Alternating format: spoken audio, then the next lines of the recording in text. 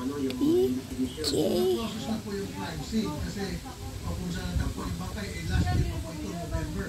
So far, wala po tayong mga witnesses, wala po mga CCTV, wala mga ganun. Yun po sa rin yan, sir, is ma-approximately 5 kilometers from the National Highway. Bangkay. Ang nag-isa lang doon na nakakita, yung malapit doon na bangkay. Napansin ko lang na may namatay. Nung itatali ko yung kabayo, tapos inaalam ko siya. Kaya agad ako nag-report. Kaya nung process natin yung crime scene, lumalabas dun sa mga investigation ng suko na yung ganun. Puro ka mga accordion, maluwag na ito sa kuha ni Papa. Dapat to fit.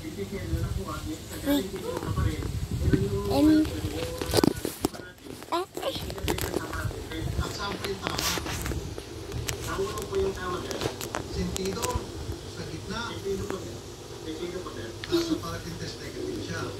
Negative siya, pero positive yung pa rin yan. Yung infected na nakuha dun sa area, sa nangyagaling dun sa bayan niya pa. So, possible na hindi siya may kadagwano kung pagkasin natin yung parating test. Okay, kung ako mga members, walang po members. Ganun na lang po siya. Ang party list ng masasandalan, ang CIS, number 68 sa Manila.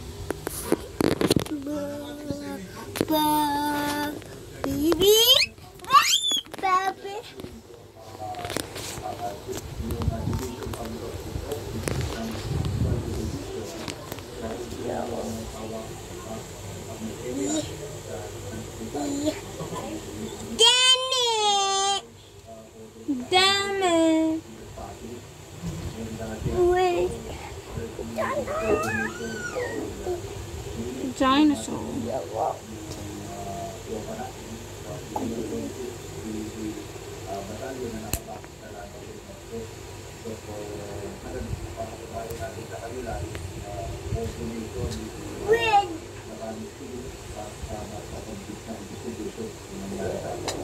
Baka sa inyo, meron kayong magbuong informasyon kapag kayo po mismo direkta ang magpapag-usap dito sa mga kasamahang sundalo, yung victim, Private Glenn, hindi kayo sa mga supervisor.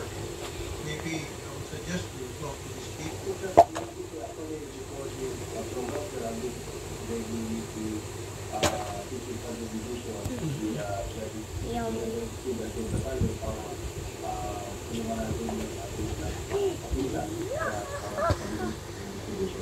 Ano po ang mga tinitingnan niyo po dito? Possible angle camping. Ang tinitingnan po namin dito is kung pati doon po sa technique na kanina na yun. Kung nagkaroon po ito ng alitan doon sa mga katampahin doon sa kung saan siya naka-assign. Kasi wala naman pa po nakikita na kahit kung bakit dito siya napatay sa mag-ano. Kasi una po is para yung kanyang assignment.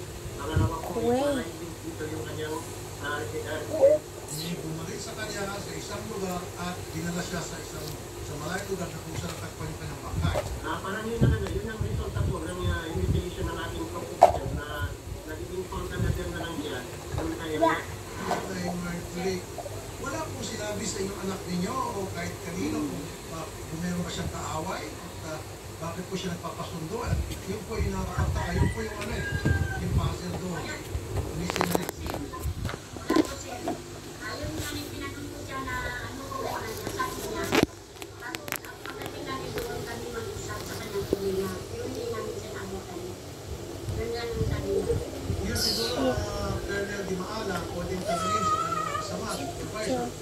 Bagyo Proudest, bago pasumukos sa kanyang nanay. Biglaan po.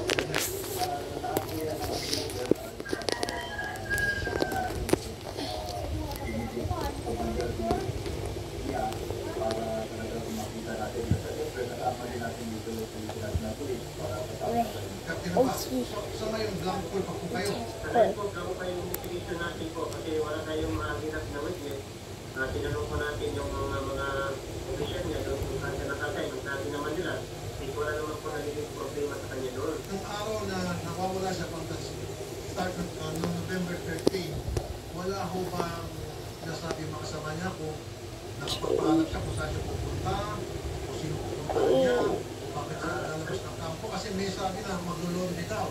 Yun po yung sinasabi na yun yung nung time na yun na nung November 3, yun yung pangyayari, yung natagpadalag siya, tinawagpasan, dito na po sa iya na. Pwede kayo mag-backtrack, sir, from November 12, from the time na umalis sa kampo, kung may mga CCTV dyan sa kampo, hanggang sa punta sa labahan, kung saan sila naglalaba, kung nakarating pa siya, tanongin niyo, kung saan sila naglalaba, kung mga tao doon. Pwede po din, pero yung mga kasamahan po niya, wala po silang sinasabi kung saan siya magpapalaundry. Ang sinabi na magpapalaundry. Tingnan mo bang lublihan sa lugar. Malayo kasi sa amin yung sir, yung pinangyarihan. Kasi nasa agent road yun. Na-recover mo ba kanyang cellphone? Ang na-recover lang po doon sa area, yung kanyang baril, yung mga personal belongings niya, at saka yung motor niya, pati yung limit niya po sir. Pero pre-process na po yung motor niya at saka yung mga ebidensya na kuha, hindi na forensic. Opo. Pinapromise ng tulong po namin. Okay. So, yung cellphone niya po nawawala. Wala po siyang cellphone na tumawag siya nung magkaalas po na may nakapagod daw na kasamahan niya doon sa kampo nila na naiwan na yung cellphone. So, yung sabi yung sir, yung cellphone is nandun sa kanila. So, kunin yung cellphone. Ibig sabihin niya dala. Ang nabawi din ng pamilya, yung cellphone. Nabawi. Dahil nasa inyo yung cellphone? Okay, sige. Dahil, pwede ba pakibigay yun sa PNP para yung sa anti-cybercrime, para inspeksyonin niya at lubutin nila, baka meron sa mga court report and information. Ano sabi ni NBI?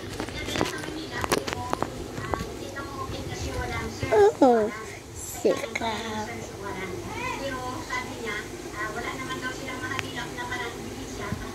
Uy! Hindi po nabuksan ng NBI. Nay, Ano sabi po ng NBI? Mesh!